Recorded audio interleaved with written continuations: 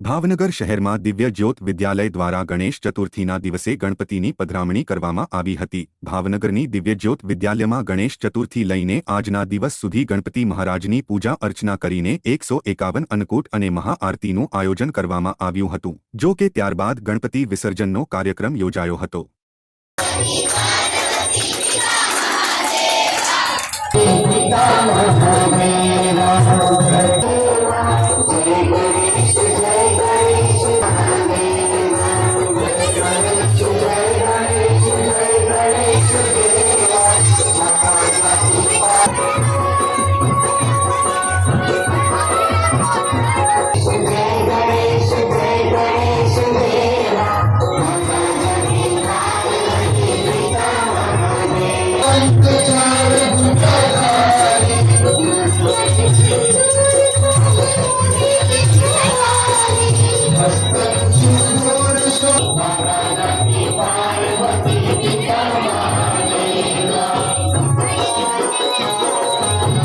હું દિવ્ય જ્યોત વિદ્યાલયમાં આચાર્ય તરીકે ફરજ નિભાવું છું।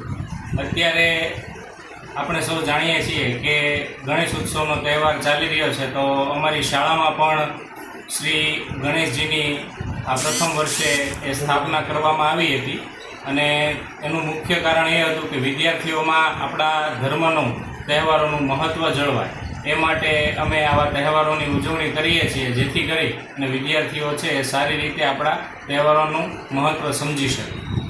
તો સર્વેએ આ ઉજવણીમાં ભાગ લીધો અને આજે 300 વિદ્યાર્થીઓ એકસાથે સમૂહમાં આરતી કરી અને 151 ભોગ છે એ ગણપતિ બાપાને ધરાવવામાં આવ્યા હતા। 3 દિવસ ઉત્સાહભેર આનંદભેર વિદ્યાર્થીઓએ ખૂબ ભાગ લીધો દરેક અલગ અલગ પ્રવૃત્તિમાં અને આજે અમે એ ગણપતિ બાપાનું વિસર્જન કરવાના છીએ।